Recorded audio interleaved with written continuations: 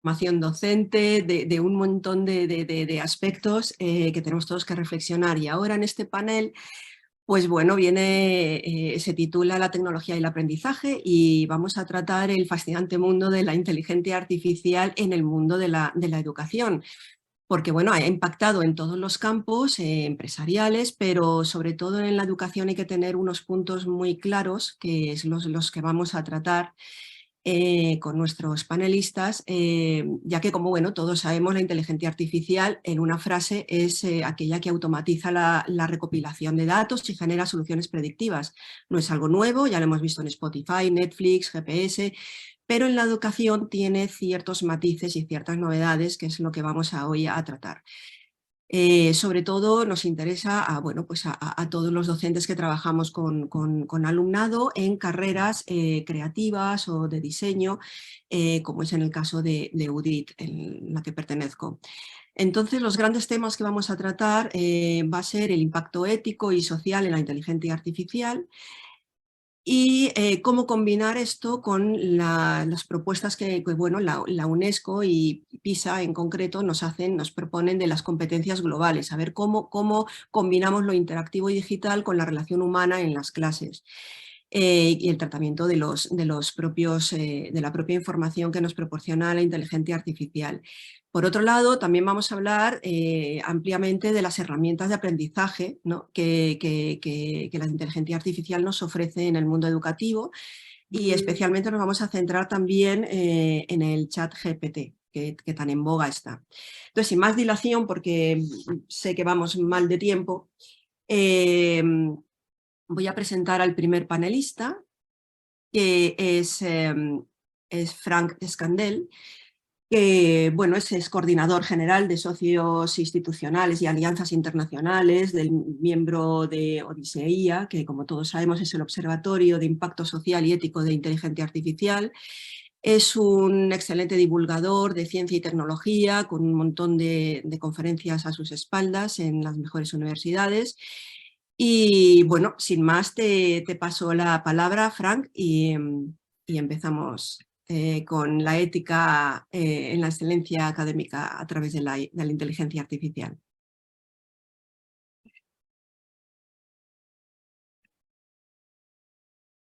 No se te oye. A ver ahora. No se te oye, Frank. No, no sé si está activado el... Ah.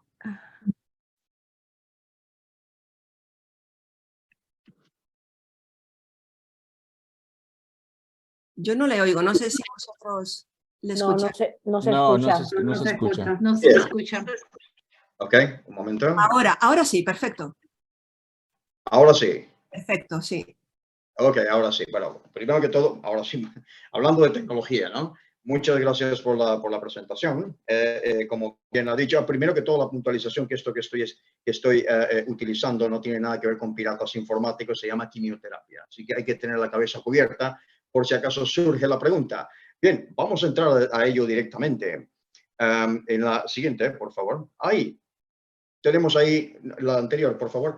Tenemos ahí a dos personas. El de la izquierda se llama Walter Reuther, el de la derecha se llama Henry Ford Jr. Este encuentro sucedió hace poco más de 70 años. Walter Reuther era el presidente del todopoderoso Sindicato Americano del Automóvil y, lógicamente, el de la derecha era Henry Ford Jr., el hijo del fundador de los coches Ford. ¿Ok? Ya lo sabemos, ¿no?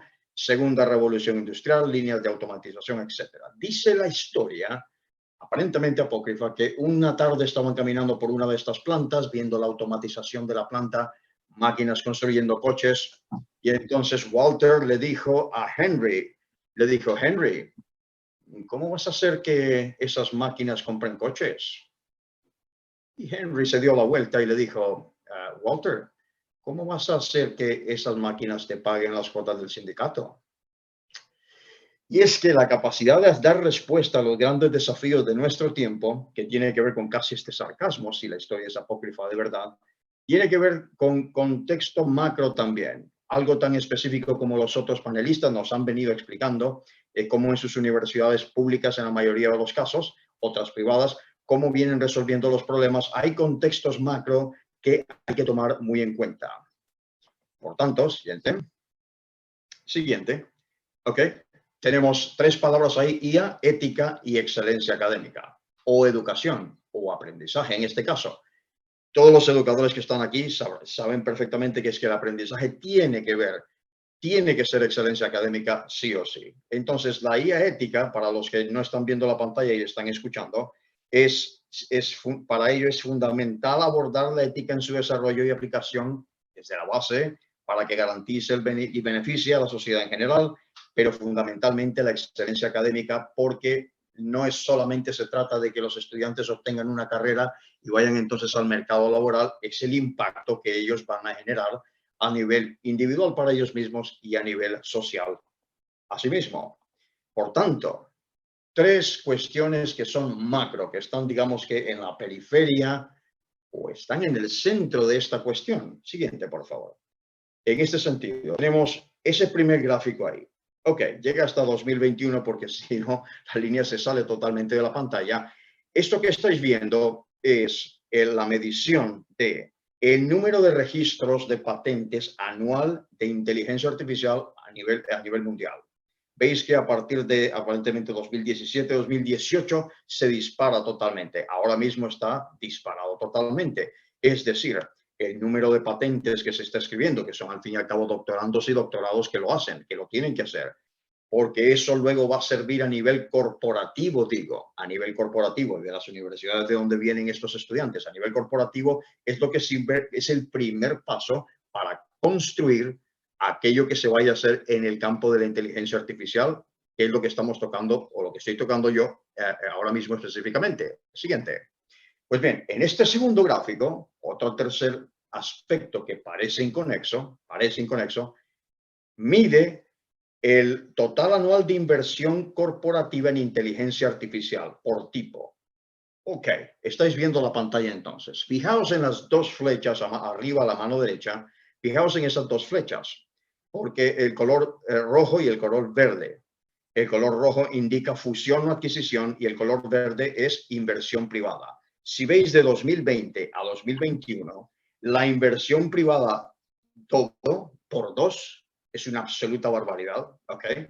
Y la fusión y la adquisición se triplicó. Es decir, digamos, esos son los años de la pandemia, totalmente hubo una escapada hacia adelante porque la IA ya se veía venir. Aquí tenemos dos datos inconexos, que parecen que son inconexos. Pues bien, número de patentes disparadas, y eso significa que se materializa de esta forma a la hora de ir a obtener o comprar empresas dedicadas al sector de la inteligencia artificial, como le pasó a OpenAI, por supuesto, con Microsoft. Ok, siguiente. Y en este tercer gráfico tenemos la siguiente observación que ya entonces nos puntualiza en el campo de la educación, que es donde estamos, que es al fin y al cabo aprendizaje y excelencia académica. Bien, este gráfico nos indica, ¿okay?, que es digamos que la cantidad de inversión privada anual a nivel global en inteligencia artificial por área de enfoque. Fijaos el punto que une a una cosa y la otra.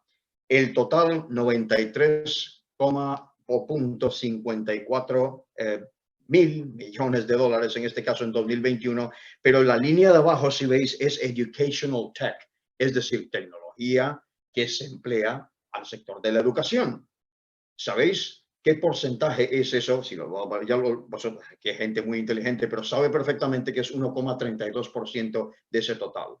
Si tenemos tanta producción de patentes y si tenemos tal adquisición y fusión para la adquisición de empresas con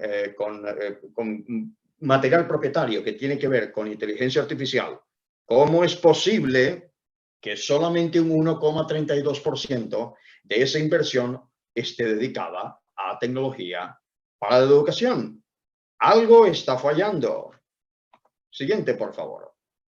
Y entonces, si bien algo está fallando, y esto tiene que ser el tema de otra discusión porque no tenemos tiempo, tenemos que ir ahora a la segunda palabra. La segunda palabra es la IA ética. Es decir, no solamente IA porque sí, sino ya la IA ética es decir, a establecer unos patrones en los cuales, aunque no son universales, igual que los derechos del ser humano no son universales porque no se practican de la misma manera ni se aplican en el resto del mundo ni las sociedades humanas, pues aquí pasa exactamente lo mismo. Tratamos de ser universales.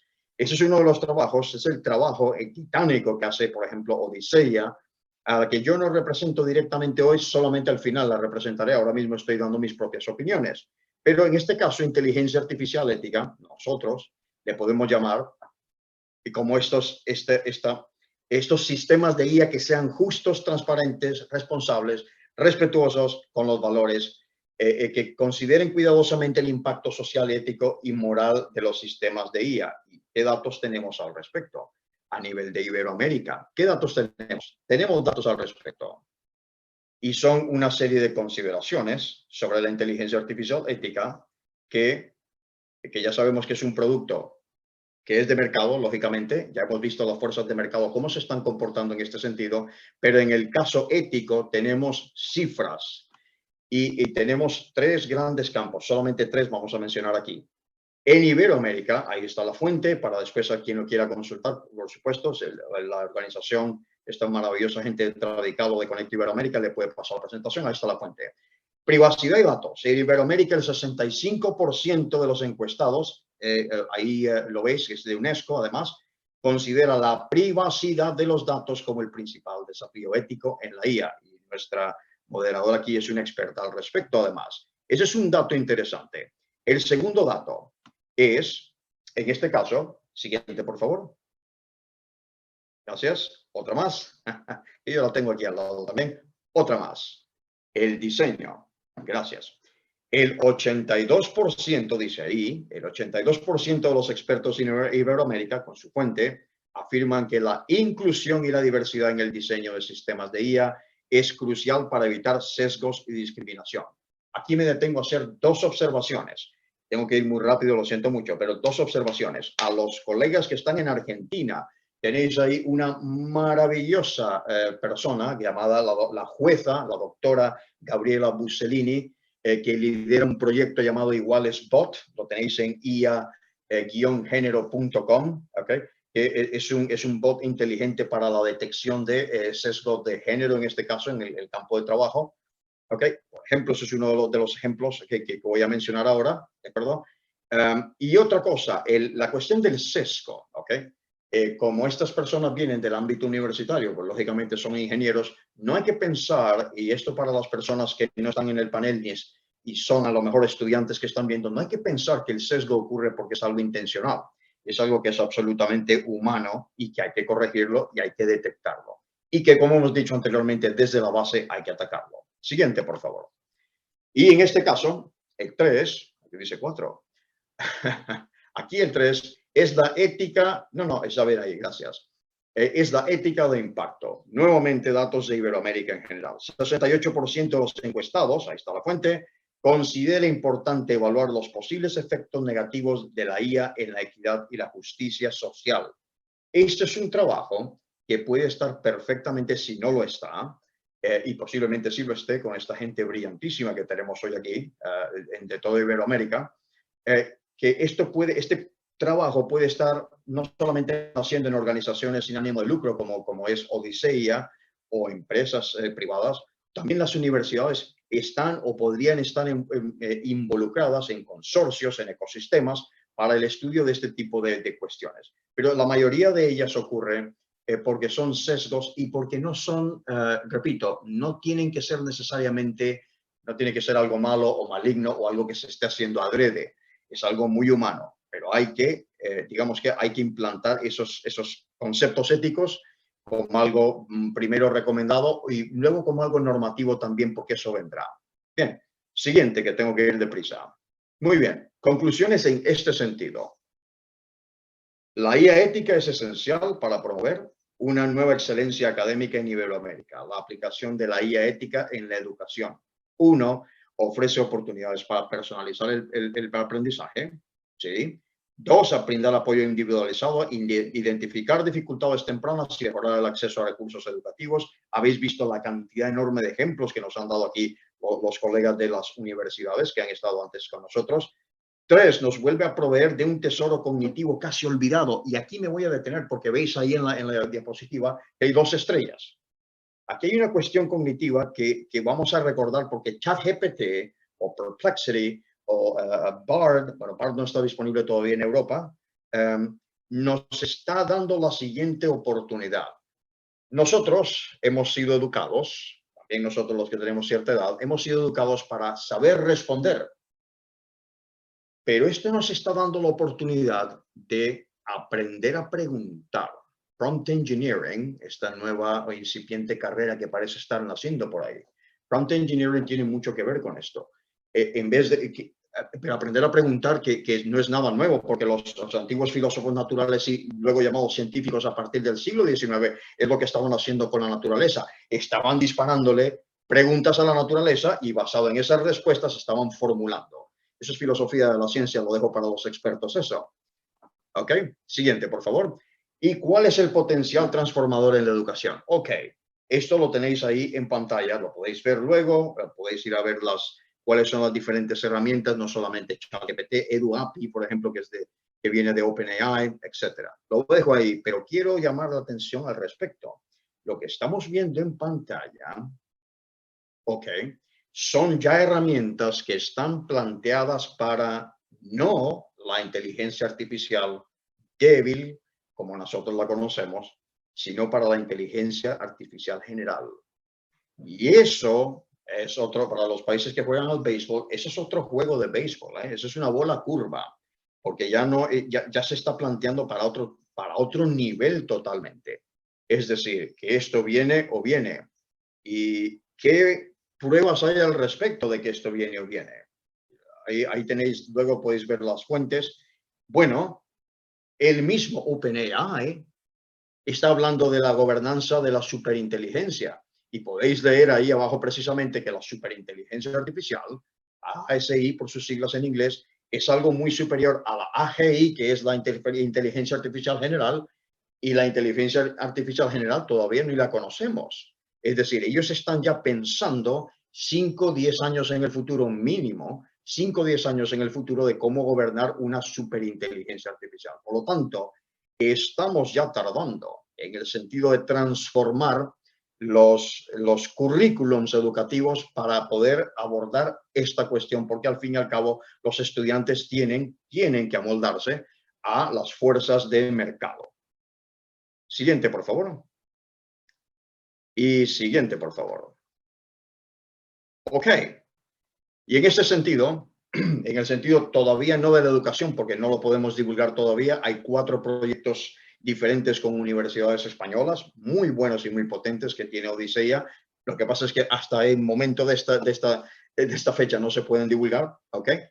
Pero sí compartir con vosotros lo que es un avance, que es cómo se tienen que hacer las cosas. Ahí tenéis la noticia muy reciente de la semana pasada apenas, en las que Odisea, una organización sin ánimo de lucro pequeñita como nosotros, que nació en 2019, a finales de 2019, y luego ya veis lo que la pandemia nos hizo, encerrarnos a todos, pero siguió trabajando desde las sombras y desde el Zoom y desde el Google Meet, siguió trabajando fuertemente y ha logrado con Deloitte o Deloitte, esa enorme consultora a nivel mundial, ha logrado crear el sello de seguridad y calidad de la inteligencia artificial en España, que lógicamente luego tendrá su repercusión, lógicamente, cuando llegue el momento, tendrá su repercusión en el sector educativo y o universitario, en este sentido. Así que es una noticia que he querido compartir con vosotros porque es muy importante, porque es un precedente aquí a nivel europeo, por ejemplo, es un precedente hacer este tipo de cosas y es el camino a seguir definitivamente. Siguiente, por favor. Y para concluir, nosotros empezamos esta presentación con una pregunta. Y la pregunta se contestó con otra pregunta, un poco así de aquello bucle sarcástico, ¿no? Esta es otra historia que sucedió casi 100 años, un poco más de 100 años antes de la historia que acabamos de ver, entre 2 grandes de la literatura estadounidense, en este caso, como son Henry David Thoreau y Ralph Waldo Emerson. Henry David Thoreau, como gran libertario, se negó a pagar impuestos, se negó a hablar a favor de la guerra, estamos hablando de 1846, de la guerra entre México y Estados Unidos, y se negó rotundamente y se quejó por la tibieza de los estados del norte ante un sistema económico de los estados del sur que estaba basado en la esclavitud.